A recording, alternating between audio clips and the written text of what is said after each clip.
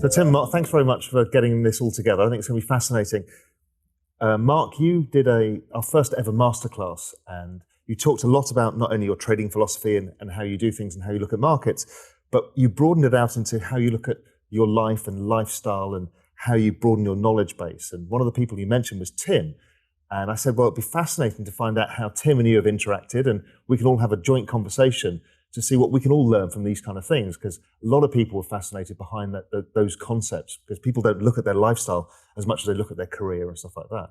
So, I don't know, Tim, do you want to give a little bit of background about yourself, and Mark, just also for people who don't know about you, yourself as well? Sure. I have been in the Bay Area, San Francisco, related area for about 15 years, and I really have two primary careers, I suppose. One is as a teacher and author. So I've written books, all of which sound like scammy infomercial products. So the 4-Hour Workweek, the 4-Hour Body, the 4-Hour Chef. We could talk about the titling some other time, but the books really, the common theme across all of them is trying to deconstruct world-class performers and look at how the anomalies replicate unusual results over and over and over again, whether that's in the CEO sphere or in the, say, Olympic level professional athletics sphere, or looking at accelerated learning and so-called prodigies in that arena. How can someone pull tools from those people so that they can replicate results people usually associate with some type of God-given talent?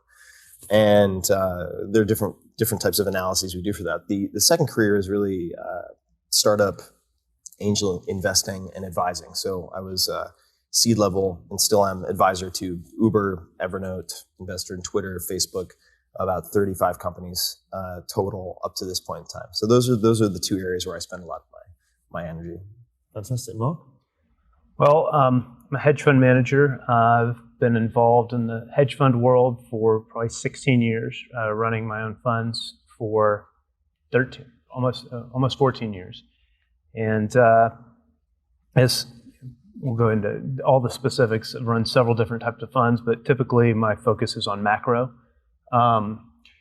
It's interesting to me, we had our interview a few months ago, and I did mention Tim as a big influence on me, and specifically how that came to pass. I was on top of the world, and then I sort of crashed down to the bottom in 2009. Had some really bad times, and it's about that time I read a book called The Art of Learning by a guy named Josh Waitzkin, who's become one of my closest friends and absolutely brilliant man. And Josh was this world-class chess player, world-class martial artist, and the book was about his learning process. So I felt like I needed some help on process. And I reached out to Josh. Turned out he did some consulting with hedge funds on process, and he agreed to work with me and my team on my process. And he suggested that we bring Tim into the fold as well. I didn't know Tim before, but Tim has written these books, the 4-Hour Body, the 4-Hour Workweek at the time, since then the 4-Hour Chef. Read the 4-Hour Body, which absolutely blew me away. And Tim and Josh started to implement, various processes for me and my team. And while I wasn't able to necessarily turn my hedge fund performance around, although I'm still managing money, it completely changed my life, completely changed my outlook. And so, when you suggest the possibility of bringing Tim on and interviewing him, I thought it would be great. And what I thought was particularly interesting is, in the hedge fund industry, my peers, these are some of the smartest people in the world and some of the most driven people in the world. And they put enormous, effort into what they do. And yet, most of them have never even considered putting the same sort of effort into kind of improving their quality of life. So I thought it'd be great for some people in the financial world to, see Tim and to get a sense of, really how far you can improve yourself, how far you can take things. Something that would be interesting is, so Tim, I'd love to think, because I've heard Mark's mindset, but you went in to see this troubled hedge fund manager who was having a tough time. How did you evaluate the situation? How did you think you could help him? What tools did he need to do things with? And How did you go about that process? Well, I think there are a number of ways to try to, say, improve the performance of a company, a group of people, or even a single person. And in this particular case, of course, the landscape of macro investing, hedge fund management is not a landscape that I'm going to understand as well as someone like Mark. But if you look at it almost like rally car racing, so I'm fascinated by rally car racing. I've done some experiments there, but you have a racetrack that is basically designed to kill you. It's not intended to be as safe as possible. The terrain, the path is somewhat known, but the terrain is unknown. It could be raining, it could be sleeting, and Mark knows where he wants to go, but I can help potentially improve the car itself, so the vehicle, which is the physical body, upon which everything is predicated. So people tend to have this sort of Cartesian separation of mind and body, but at the end of the day, you have certain levels of neurotransmitters that are produced at a certain rate, depleted at a certain rate, and that is the rate limiting step in your mental performance. So if you want to have better levels of working memory, sustained attention, and so on, you can optimize those by optimizing the car, i.e. the body in this case. And you can use exercise to, say, improve a production of brain-derived neurotrophic factor and all these things that are very, very interesting. And then you can also look at process. So I think Josh is one of the best in the world, and Josh is a very dear friend of mine, at looking at repeatable process. So what are the daily habits and the ways that you approach turning your effort on or off, say, for productivity and recovery throughout the day that you can tweak. So that would be driving the car. So we can look at the process of, instead of having the shifter down here in a normal H pattern that you might have, maybe we should elevate that just like they do in rally car so that it's closer to the steering wheel. And how can you do the equivalent throughout the day?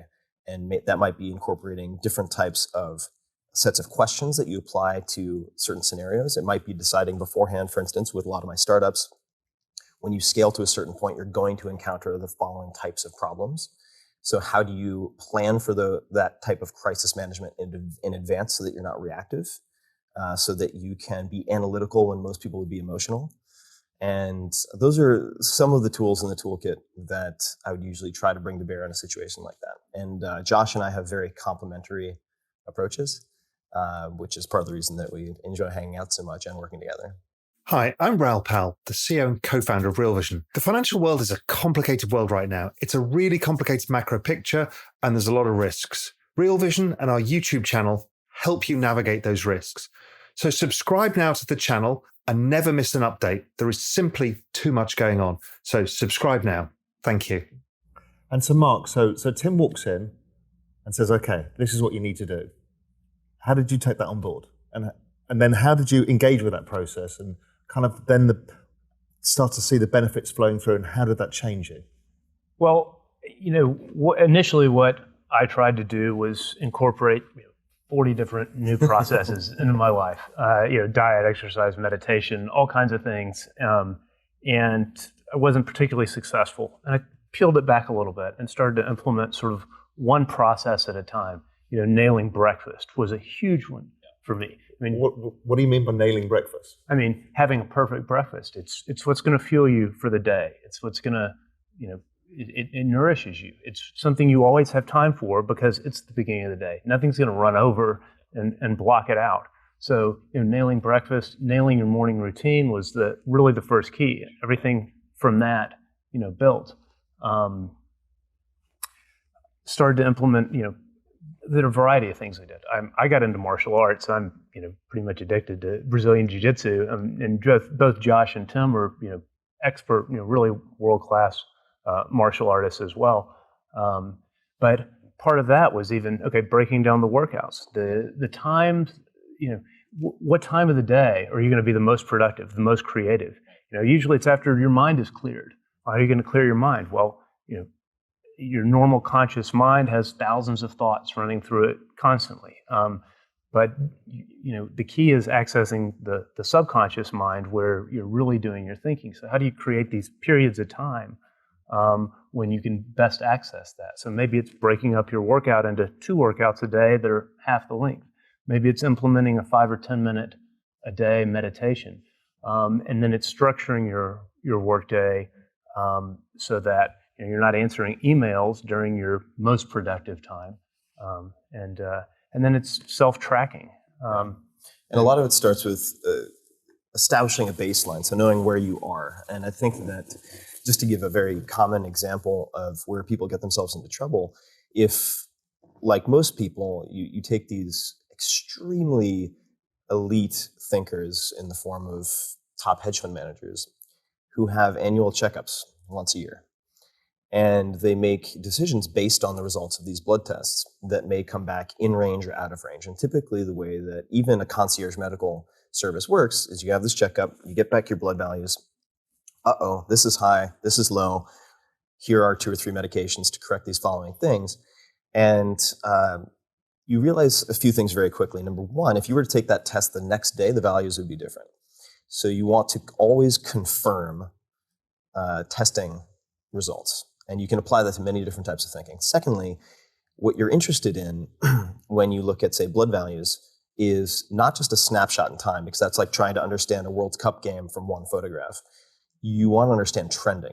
So you're better off having slightly less data, so lower resolution, but many snapshots so you can look at where you're trending, as opposed to trying to diagnose and treat based on a single point in time. And what that can do for you, for instance, in the traditional medical system in the United States, or conventional, I should say, you might be able to look at, say, your uric acid levels, so which is in some cases indicative of gout if it gets past a certain point. And you could be at the lower range of normal and be ratcheting up 10, 20% per year, but the doctor won't flag it as a problem until you've crossed into sort of gout symptomatic territory. But if you're taking those snapshots, you can catch it beforehand, and you can identify, say, dietary interventions. Well, perhaps we should reduce fructose. People tend to blame gout and uric acid on protein intake. Well, fructose has a huge part to play in that. And but it all starts with establishing a baseline. So in the case of, say, a daily routine and a weekly routine, you could identify, and Mark could identify, during his states of flow, and we could talk about what that means, but when he feels effortless production, like he's doing everything well on autopilot, what are the characteristics, what are the prerequisites or the correlates to that? What are the potential triggers, right? And it starts with journaling. Similarly, what are the 20%, say, of activities or people that produce 80% of the negative emotions and bad decision making?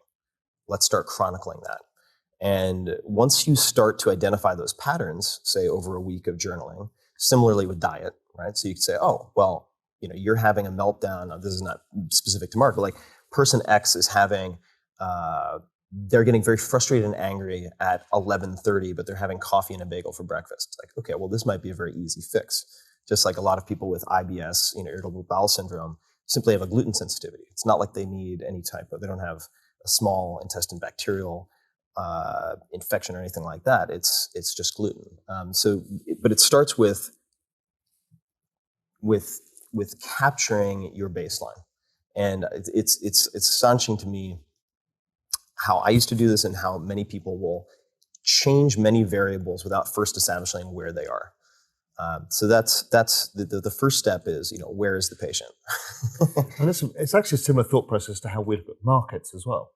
It's the same state of analyzing. If you just have a snapshot, you don't really know anything about anything. What you need to understand is the history, where it's come from, where it's going, and looking at a whole range of different parts of it before you can understand what's going on, I guess. There's no question. But one of the really interesting things about what Tim does, you can take this, you can go as deep as you want. You could spend a lot of time and really tweak a lot of details. But this notion of 10,000 hours to mastery. The way I think of you is as a brain and body hacker. Yeah. And how do you really shortcut that? And one of the things I thought might be interesting would be to actually point out maybe some of the easy hacks that people can use. Yeah, absolutely. So no, there's so many, and it's just to sort of dispel some myths. Maybe we could start there, because the 10,000. I'm very familiar with the research upon which the 10,000 hour rule, coined by Gladwell, or at least popularized by Malcolm Gladwell, has been used. There are many, many ways to circumvent that in almost any skill. And I think that the way I study the anomalies rather than discard them as outliers, if that makes sense. And I remember at some point, because I'm a sort of amateur fan of finance and investing and whatnot. The angel investing is a whole separate story, very different from the public markets, certainly. But I think there was at one point, Warren Buffett was addressing efficient market theory, and he said, well, you could say yes if you have 10,000 orangutans flipping quarters, like eventually you'll find like 10 orangutans who have flipped heads 100 times in a row. And statistically, sure, you could point out that that doesn't necessarily indicate they have any skill at coin flipping, blah, blah, blah. But if they all happen to come from a particular place in Omaha, you might want to go see like what the zookeeper is doing. And so I look for particularly odd concentrations of anomalies. And you can find them in many different gyms. I happen to look at athletic performance a lot because, and I'm going to come back to your point of easy tips, because many people in, say, the hedge fund world or you pick the sphere of elite performance that is non-physical. At some point, they decided that they were genetically predetermined to be able to do certain things and not be able to do other things. So they were always the fat kid. I'm just big bone. That's not something I can change. And so they are partially complete in that way. They're extremely world-class at optimizing for, say, reading technicals and trading in a certain fashion, or predicting kind of doomsday scenarios and formulating positions accordingly. But in their mind, they view as one of the unchangeable aspects of themselves strength, endurance, sleep. I've always had insomnia, whatever it might be. And by showing them, well, here's a 12-year-old high school girl who a year and a half ago had never been to a weight room, and now she deadlifts 450 pounds for repetitions. Maybe you could do this. It offers them a glimpse into what is possible. And as an example of some of the very easy things that people could do, if you wanted to develop, say, a basic ability in Spanish, okay, conversational ability in Spanish, you could look at someone named Michelle Thomas, Michel. And the original recordings, and you could get to a basic level of conversational Spanish in a week. You could get to fluency in 8 to 12 weeks, which is something that I've looked at very closely, language learning. I think you can become functionally fluent in almost any language in 8 to 12 weeks. Another example would be breakfast, as Mark said, and specifically 30 grams of protein within 30 minutes of waking up. And could it be 20 grams? Could it be 40 grams? Could it be 20 minutes? Could it be 40 minutes? Sure. The 30 within 30 is easy to remember. And the good program or protocol that you follow is better than the perfect program or protocol that you don't. And I think this is also where a lot of top minds in finance fail, is they try to change too many things at once. And there's a decision fatigue that sets in when you're trying to acquire new habits. But which is why when I start with someone who's very busy, very driven, I never start with exercise. Personally, I try not to, because that is an additional activity that gets layered on top of their current obligations. But you have to eat breakfast, or you have to eat. That is a default behavior, and we're just going to swap in a new meal, right? So if you were to have, say, lentils, you could eat them straight out of the can. If you want some spinach, you could just eat raw spinach if you want, or microwave, it doesn't really matter. And 2 whole eggs every morning. If you were to do that, and I won't digress into all the details of why those 3 are a very interesting combination, but spinach, lentils, and eggs. You could prepare it in 3 minutes. If you have that breakfast within, say, 30 minutes of waking up, it's not uncommon, if you have more than 20% body fat, that you'll lose 20 pounds in the first month, particularly if you're a male. And that would be a very simple hack. So it's like, okay, just that's your new breakfast. Try that for a month. Don't change anything else. And you'll very typically see people lose 15 to 20 pounds. If people have trouble sleeping, they've lifelong insomniacs, as I was for a very long time. They feel groggy in the morning, even if they get a lot of sleep, or think they've gotten a lot of sleep. It's oftentimes from low blood sugar and not from the length of sleep or lack thereof. So you could have a tablespoon of unsweetened almond butter before you go to sleep. And you'll see a lot of people who are chronically fatigued fixed just like that. And I diagnosed that for myself by implanting a glucose monitor in my side intended for type 1 diabetics. It gave me a readout 24/7 that I could then correlate to my food journal. I do all the crazy guinea pig stuff so that other people don't have to. If you have to have a cheat meal, so let's say you're like, I'm going to go out with my in-laws. They're Italian. I'm going to have to eat pasta. I'm really trying to be good, but I have to eat pasta. All right, what can you do? Well, you could have a bit of vinegar. You could have a tablespoon of vinegar before the meal, which will help to lower the glycemic index. So your insulin and glycemic or glucose response to that meal. There are all sorts of tiny little tricks, and the key for me at least is finding the smallest behavior, the smallest change that will produce the disproportionately largest result for someone so they continue to take my advice. That's it. I want to give them the minimum effective dose, just like medicine. I don't want to give you too little because you won't get any result. I give you too much, you're going to have side effects, societal, financial, otherwise, familial. But if I give you just the smallest thing, I say, all right, look, I know you hate exercise. You don't want to do any of this stuff. I want you to do kettlebell swings, 1 set, once a week in the following way. It's going to take 3 minutes. Kettlebell can fit in 12 square inches on the floor. That's all I want you to do, no more. And if I can use that as the gateway drug into the behavioral change that I want, then I can get them to do almost anything once they start seeing the result. You want to put on 20, 30 pounds of muscle in a month, you can do it. If you have, let's just say if you're 170 pounds or more to start with. And that's just the tip of the iceberg. If you want to learn how to memorize 1,000 digits, a string of 1,000 random digits, you can train someone to do that in a week. And so these impossibles, once you take one of them and reframe them as a possible. So for instance, when I did genetic testing through Nabogenics, 23andMe, et cetera, I have something called a nonsense allele for the actin-3 gene. All that means is I shouldn't be able to really produce fast twitch muscle fiber. So I'm doomed. Can't be fast, can't be strong, et cetera. Well, it turns out when I took a muscle biopsy out of the side of my leg, my vastus lateralis, I believe, and we analyzed it, I had a very high percentage of type 2A muscle fibers, which is trainable, right? So I was able to basically renegotiate my genetic destiny, at least according to the current state-of-the-art testing.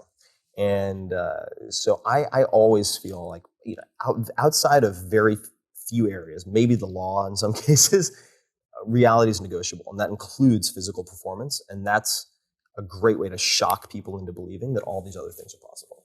The thing that I've looked at, the thing I'm spending more time thinking about is time itself. Yeah. Time is, I think, one of the hardest things to control because it's a concept we don't really know how to grasp and how to deal with. I think, how do you look at time, and how do you control that element that gets people kind of breathless with the fear that I just can't do all this stuff? Yeah, I think of time as one of several currencies. So I think it's very easy to think of, and normal to think of money as a currency, because it is. But what is a currency? A currency is something that you trade for something else, right? So you use that money to purchase an experience or a possession, let's just say. Similarly, you have time, perhaps you have mobility as another currency.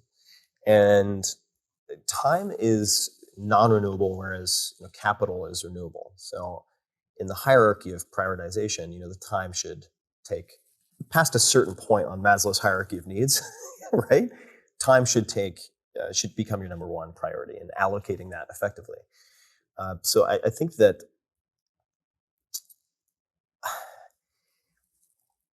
if you don't have time, it's an indication of not having sufficiently clear priorities.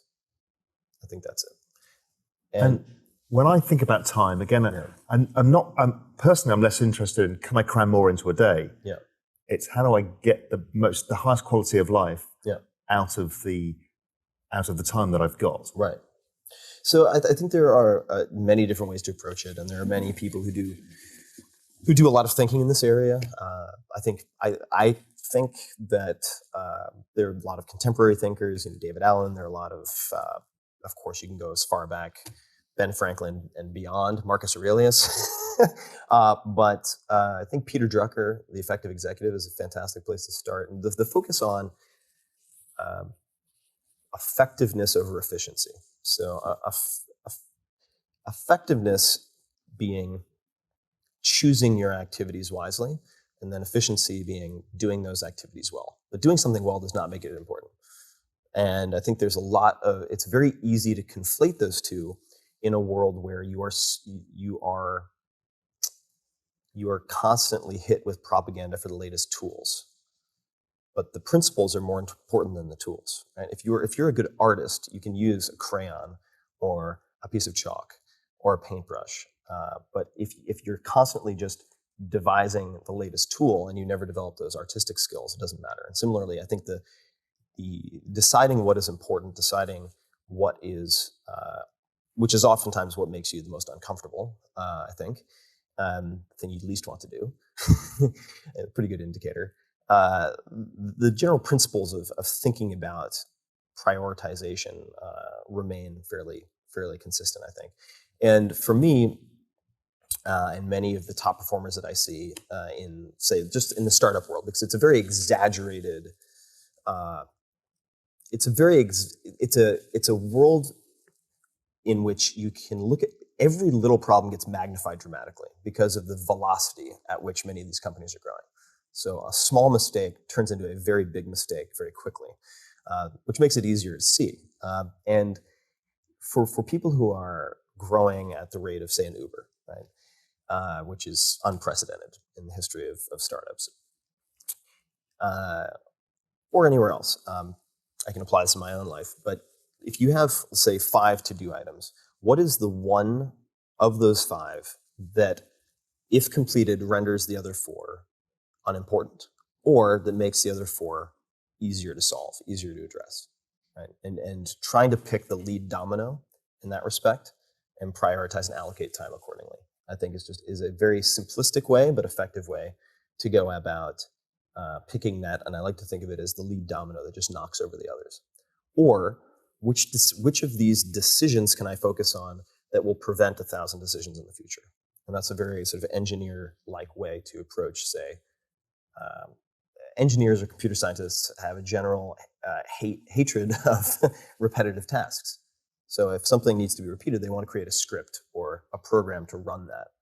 And you can do that by deciding what your decision-making framework is in advance. So those are a few of the ways that I think very simple, but simple works. If the solution that you find is complicated, it's probably not the right solution. So, Tim, I guess, and it gets back to what I was saying a little bit earlier. You've got people in the hedge fund industry and the investment industry. I mean, these are typically driven people. They're intelligent people, and they focus their efforts on their work. And it's satisfying, somewhat satisfying to extremely satisfying. What you and Josh Waitzkin have helped me do is access other parts of my life and parts of myself, and do so very easily. Where I guess the delta in terms of improvement is massive for very small amounts of effort. And I think that hedge fund managers particularly, they're the exact right people who are poised to kind of take advantage of some of the tools and some of the tricks that you employ. I mean, 2 things that really come to mind. You like to talk about like taking ice baths. I take freezing cold showers, and it's absolute nirvana. Yeah. Another thing that maybe you could talk a little bit about is like lucid dreaming, and using lucid dreaming to massively improve performance and improve that sort of conscious subconscious brain connection. Sure. And maybe I know you've used lucid dreaming to train in wrestling in high school. Yeah. No, I can talk about both. So the ice baths or cold therapy, and there are different ways to do it. You can use ice packs on the back of the neck. Really came out of conversations I had with a former NASA researcher named Ray Cronise, and he had tripled his rate of fat loss, which he's an expert in thermodynamics. He measured everything very meticulously after becoming fascinated by how Phelps could eat, 10 plus thousand calories per day. Why would that be? And he started looking at the effects of water exposure at different temperatures on caloric expenditure. Long story short, cold exposure can improve immune function, be very effective as an antidepressant therapy. It affects hormones, including things like adiponectin, that then consequently lead to an increased rate of fat loss in many cases, thermogenesis related to fat. And that was in the 4 Hour Body. A lot of people kind of scoffed at it. It's now since been in the New York Times probably half a dozen times. I think it's just written about a month or two ago. And it's extremely effective. And it's an example, like you said, of something that takes next to no time. You take 2 bags of ice, put it in a tub, jump in for 5 minutes. And it can have a tremendous effect on you, not only for the subsequent, say, 4 to 5 hours where you feel like you're on cloud 9 in many cases, where your mood and your mental performance is highly elevated. It's not subtle. To the longer term cumulative fat loss effects, which can be really tremendous. Tripling your rate of fat loss just by a very short intervention like that. So that would be one interesting example. I've been looking at recently the opposite, which is using heat shock, so saunas, for increasing, say, growth hormone release in combination with types of exercise. So studying how the extremes impact your physiology is very interesting to me. The lucid dreaming is a fascinating subject. So for those people who aren't familiar, lucid dreaming is when you are dreaming and you become conscious of the fact that you are dreaming. And it doesn't have to be anything woo-woo. There's nothing woo-woo about it. And they've demonstrated, I think it was at Stanford, they proved that it existed by having people memorize before sleep subjects eye movement patterns. Because in REM sleep, your eye movement in the dream correlates to your physical movement when you're laying down. So they could do like left, right, right. And they could do that, and they could track with an EEG or other tools that they were in REM sleep and in fact sleeping. So they're like, okay, now I'm dreaming, just checking in with the researcher, left, right, et cetera. And when you develop the ability to extend your lucid dreaming experience, and there's a great book called Exploring the World of Lucid Dreaming by Stephen LaBerge that makes it quite simple. But there are exercises that you implement throughout your waking day, which are called reality checks, where you'll look at aspects of reality that change very frequently in a dream state. So complex patterns, if you had, say, tiles that were laid a certain way longitudinally on a floor, you could look away and look back, and if it changes orientation, you're dreaming. If it doesn't, you're probably not dreaming. If you look at a digital watch display, that will also, because you're constantly recreating the landscape in a dream, that will change if you look away and look back. And you start to develop, and this also pairs very well with something like transcendental meditation or Vipassana meditation, but you get to a point where you can go into a dream state, no longer view sleep as a waste of time. A lot of people do. And you can further reinforce or develop your skills while you're sleeping. So the example that you referred to, you can get to the point where you're spending the vast majority of your REM sleep cycles, awake in your dream. And what I did when I was a competitive wrestler, and I went to prep nationals and was an All-American in my weight class. But one of my idols at the time was John Smith, who was an incredible Olympian and competitor, went on to then, I think it was Oklahoma State, and dominate as coach, really pioneered low leg attacks. And I would, in my dream, because I'd watched so many videos of John Smith, I would train with John Smith. And there was a very direct transfer of skill improvement from that state to subsequent practices, which is not that crazy if you think about it, because there are many studies that have looked at, say, skiing aerialists, so people who, different types of ski jumpers or divers, and looking at the impact of replacing a training session with visualization. And they get to see the same, they see gains in performance. And that's exactly what you're doing when you are dreaming, but you get the benefit of sort of a simulated kinesthetic experience. So it's a fascinating tool that is really underutilized and underexploited, and it's fun. It's so much fun. Which at the end of the day, it's like, look, like, what are we doing this all for? I mean, and you get to a point when you're playing the game, and it is a game, and we all choose the games we want to play, but it's like you get to a point and you're like, okay, I've proven I'm really good at this. I'm able to meet my needs. I can certainly satisfy a lot of my wants. Like, what are these psychological states that I want more of? What are the psychological states that I want less of? And the lucid dreaming is wonderful in the sense that it not only improves performance, it helps you develop present state awareness.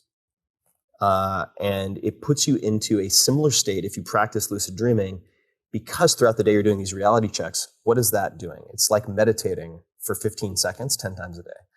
So you develop a calmness and awareness of how you're feeling so that you don't make emotionally based decisions that are bad for you. And that translates very directly to investing, particularly for the stuff that I don't do much of. I mean, I tend to hold stuff for a long time in the private markets because that's my game that I've chosen to play, because I know my lesser self will make bad decisions if I'm allowed to play in some of the sandboxes that you guys play in. But certainly all the more reason for, I think, people in the hedge fund world, if they're making daily or weekly or monthly decisions about positions and whatnot, to have a consistent practice so that they can become the observer of their emotional self. But that's the question, is how do you know? Because you identified, you know yourself, and you know you wouldn't be a good short-term trader, for example. Yeah. But you know if you've got a longer strategic view, that's your skill set. Yeah. How do you learn that? Because that's a lot of people don't get this bit when certain people are good at certain types of things. How do you understand what you're good at? Test.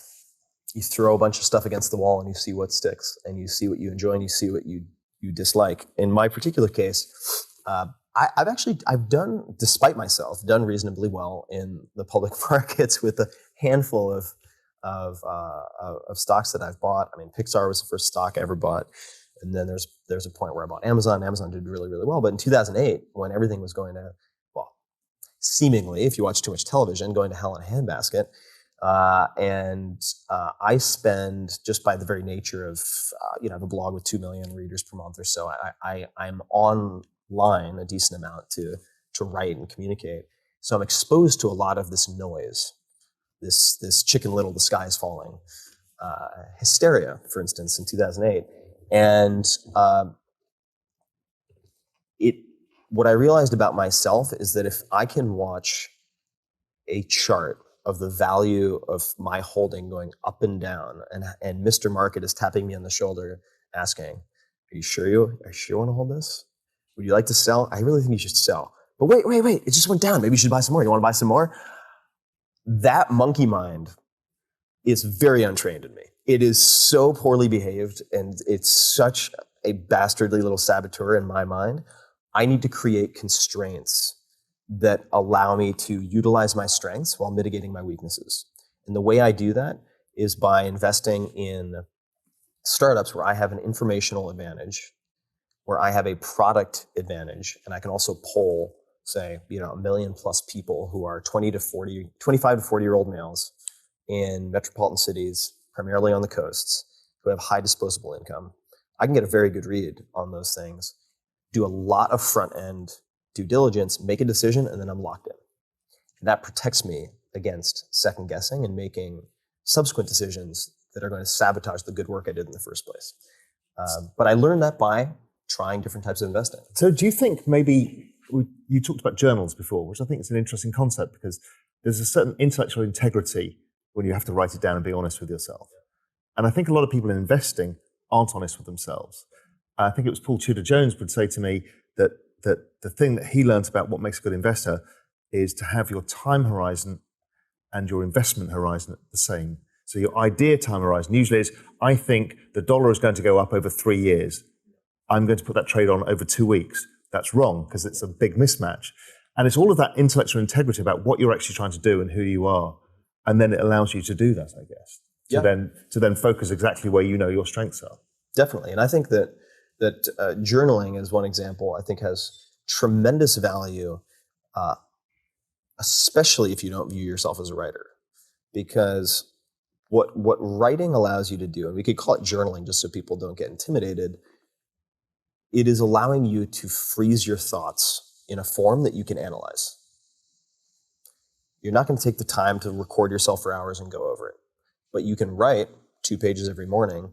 And what I would encourage people to do, particularly if they're dealing with the stresses of sort of a high pressure trading environment or investment environment, is write down their fears and worries and explore those, because it will clarify what they are. Sometimes they'll end up unfounded, which can remove them as an influence that could lead to bad decisions or impulsive decisions. Other times it'll clarify ways that those risks can be mitigated. But when it's simply a 5-second worry that is sort of on loop that repeats itself every hour or two, you never get that level of resolution. So literally, have some coffee, have some tea, 5 to 10 minutes in the morning, just freehand, write about what you're worried about for the day, what you're fearful of. It's hugely pragmatic. It's not just a self-indulgent, poetic exercise. So what do you do when so I've written that down and I've done it for a week. Now, how do I analyze that? And how long do I need to do it before I've got a decent data set to deal with? And what do I do with it when I've got it? Well, okay, this is a good question. So I thought when I started doing this that the value would be in spotting the patterns, going back and analyzing. And there is value in that.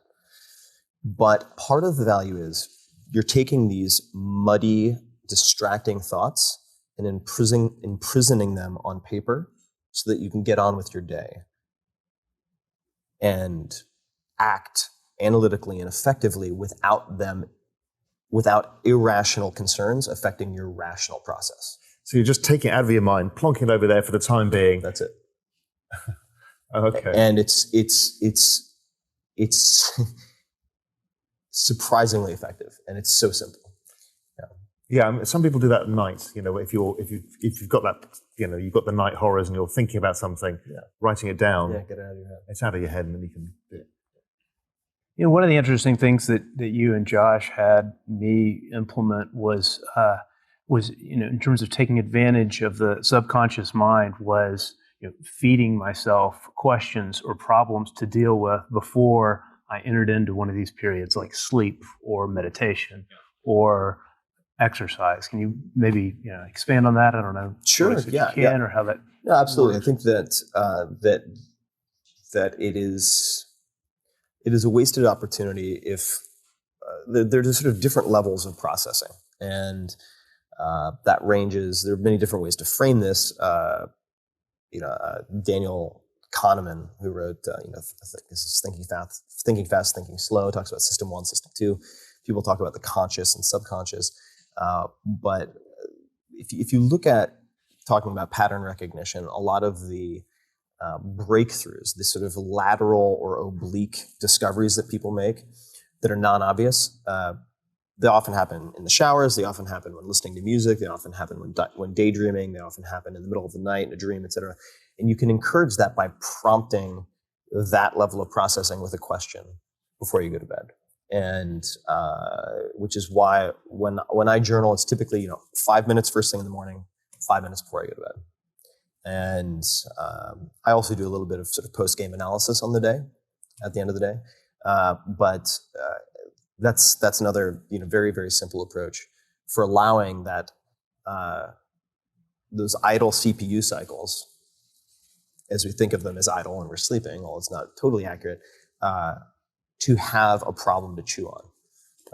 It's almost like when what some people are doing with distributed technology now, where you might have, say, you're trying to borrow computing power to look at protein folding, and so Sony will make the PS3s in a distributed fashion, if people opt in, available for that type of like offline processing when they're not in use for Call of Duty or whatever. So when you're not in Call of Duty, i.e. your job, you can assign a problem in a very similar way to a extremely powerful computer, which is your brain, to work on while you're asleep. And it doesn't always produce breakthroughs, of course, but it's a fantastic practice to get into, and it's also something that really doesn't take any extra time. It's not an additive activity. It doesn't displace anything else. One of the things I wanted to make sure we got in this interview is a little bit about yourself, and specifically, there's an excellent book, probably read, Robert Greene's Mastery. Yeah. And in it, Greene says, there are kind of 3 stages to mastery, and the most important is the first one, which is identifying your calling. I look at you; you're a world-class ballroom dancer, martial artist, life coach. I mean, you seem to have mastered so many different things. What's your calling? Where does it all come from? Is this cultivated? It's definitely cultivated. So the calling, I think, is studying meta learning. So the teaching people how to learn, or learning how to learn. What is the framework that can be imposed on any skill? That is my calling, is to study that, test that, research that, and then hand that toolkit to as many people as possible. And it's absolutely a learned skill. I remember when I was in high school, I had to leave my Spanish class because it was too hard for me, and I concluded I was bad at Spanish and bad at languages. And a lot of people make these decisions in junior high or high school. They carry with them for the rest of their lives. They have someone make fun of their singing. Oh, I'm a terrible singer, I can't sing. And they carry that for decades. And for me, that happened with language learning. And then I took a year abroad in Japan as an exchange student, and I had it wasn't an optional activity. I had to learn Japanese. I was going to a Japanese high school, and I used judo textbooks, and I deconstructed ways of approaching characters so that I could learn how to read and write. And came back, and I realized that I'd gone from Japanese 1 to Japanese level 6 at my high school in 6 months. And I was like, okay, well, now I need to really reconsider this bad at languages conclusion that I reached. It wasn't bad at languages, it was that I had a bad set of instructions. I had a bad recipe. So I think my calling is to master the art of meta learning. Because a lot of people, there are people who will look at the various areas in which I experiment. So I was like, all right, he's taking muscle biopsies and implanting glucose monitors and spending time with black market chemists and like NFL combine trainers, and then he's doing this startup stuff. This guy's a jack of all trades. And on some level that's true, but what's missed when they miss the layer on top of that, which is the meta learning. There is a common thread and there is a common goal, which is figuring out what are the untested assumptions, what are the best practices that I can test, that I can even attempt the opposite of, right? Like the deadlift, perfect example. You have people who will say, well, your strongest range of motion is from the knee up, so you want to do rack pulls and all this stuff. And but you find someone like Barry Ross in Los Angeles who's produced multiple world champions, and he pulls from the floor up to just below the knee. It's just a few inches, and then they drop the bar. And they do that 2 to 3 times. That's the full set. They do less than 5 minutes of total time under tension per week. And I put almost 120 pounds on my deadlift in like 8 to 10 weeks. I did the same thing on your recommendation. In fact, it's insane. It's unbelievable. It's insane. And I would encourage, and if Socrates would say the same thing. This is not a new recommendation, but for people who really want to open their mind to what is possible in every sphere of their lives, particularly if you're male, but not exclusively, get extremely strong. Read, and I'm sure you can find it. People have talked about it online, but the Effortless Superhuman chapter in the 4-Hour Body on the deadlift. You will not gain a lot of mass, probably less than 10 pounds, and you could add like 100 to 200 pounds on your deadlift. Do that, and the lens through which you view everything will be different. It'll be like looking at the matrix. And I think that one of my guiding tenets, if I had one, would be a quote from Mark Twain, which is, whenever you find yourself on the side of the majority, it's time to pause and reflect. So when you've reached a cheery consensus of any type, it's time to be like, well, wait, like let me just time out and ask, what do we all believe is true, and run through and just ask for each of them, what if the opposite were true? The question I wanted to ask is, so if you spend so much time analyzing, improving, when do you get to the state of equilibrium? Because otherwise you end up with your monkey mind focusing on you and trying to tweak all the bits and pieces. When do you get to the point where you say, okay, I've got to the kind of status quo, or is there no status quo? Is it all about constant improvement? I'm very aggressive and very competitive. I think there's sort of a subtext to that question that I think is important, which is related to satisfaction or dissatisfaction.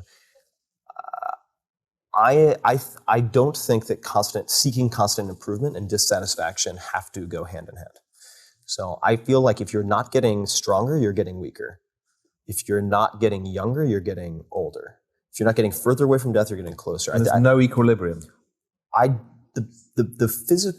biological system generally doesn't work that way. I mean, there are some forms of homeostasis the body seeks to achieve, but I think that I'm constantly trying to improve. It doesn't mean I'm trying to improve everything, but I'm trying to improve something. And however, the lucid dreaming, some type of mindfulness practice, which can be jujitsu, it can be transcendental meditation, doesn't need to be staring at a candle flame in your mind's eye. That's not designed for everyone. Although you can use apps like Headspace or Calm, which are very effective for people who otherwise can't sit still for 10 minutes. When you allocate time for some type of appreciation, that is how you reach equilibrium with the drive for achievement. And when you find someone who is solely focused on achievement and has not created the bandwidth or time or activities for appreciation, they're usually pretty miserable. And I'm sure you guys know a lot of very successful, financially successful people. Certainly I know lots of very financially successful people who are utterly miserable. And I think the danger in pursuing that game exclusively is that you get to a point where you have all the money that could possibly solve your problems, and you realize that it doesn't solve all your problems. So you're solving the wrong problems. And that's why I think some of the richest people are the most miserable, because when people have less money, they can hold out with the hope that money will fix these intrinsically sort of existential or physical or emotional or psychological problems. But when you reach the pinnacle, then you're like, wait a second, I still have this whole set of problems. I thought that an extra X amount of dollars per year would have solved this. Lo and behold, no, you still have the work to do.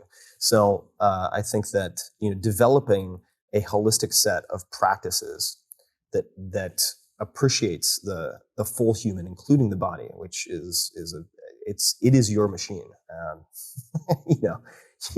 You can't just take care of the driver, i.e. the mind. Like, you need the Ferrari, so you should really care for it.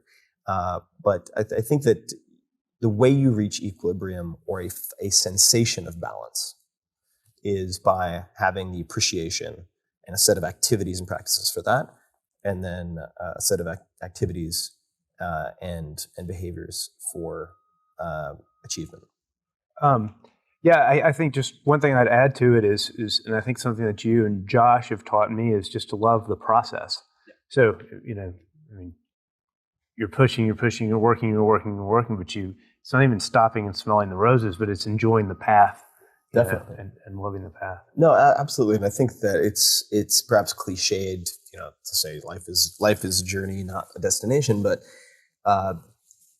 at the end of the day, I think from a very strictly pragmatic standpoint, you have to focus on the process, because due to good or bad luck, you can get a bad result after a very good process.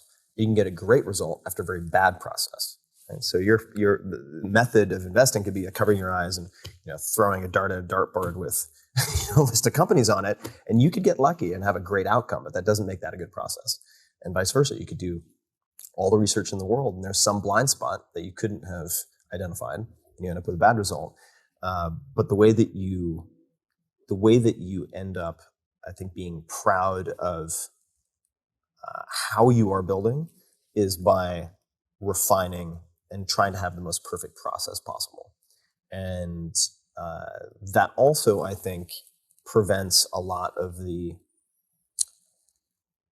sort of depression and malaise that can come from bad outcomes, which are just part of the game. I mean, it's...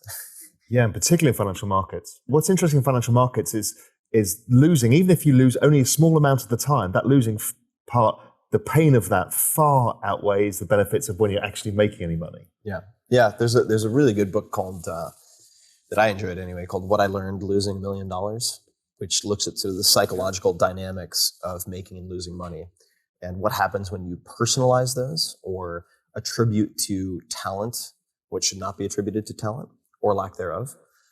But what I realized, for instance, when we were talking earlier about how I realized I was not well suited for the public markets, personally, if I'm the one doing the managing of that, is I realized that exactly that a small loss, the magnitude of that negative emotion was exponentially larger than even if I made 5 times that amount positively. And as a result, I didn't have the stomach to invest enough where a reasonable rate of return would be meaningful to me. And I was like, on the pro and con list, that makes that ill-suited to my temperament and psychology. But like in a very, oddly enough, people might say, well, you don't have the risk tolerance. It's like, no. I don't have the appetite for that type of risk. But I can do a binary investment in a startup where it's going to be 0 or 10x or 100x. And I have no problem with that. I'm much more comfortable with that because between the investment and the outcome, I'm prevented from making bad decisions. Yeah, that's right. Because in private investing, you don't get the choice of marking to market. You don't have to worry about, am I off, am I losing 10% today, tomorrow, whatever it is. It's just like, I'm in it for the ride. I've made my decision. And the payoff is that, the loss is that, and that's it. I'm done. That's it. Right. Exactly. And I think investing is a good metaphor for life. I mean, it's allocation. It's allocation of resources. And sort of bringing it back to what we were talking about earlier, it's a mistake to view your primary and only currency as capital. I think time and mobility, these all determine the actual value of your capital.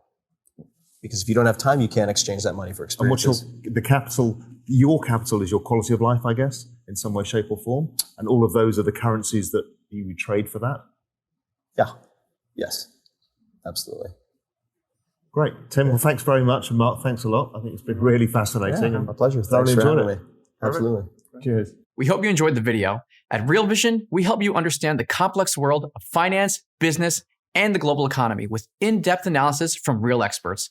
Join the revolution at realvision.com.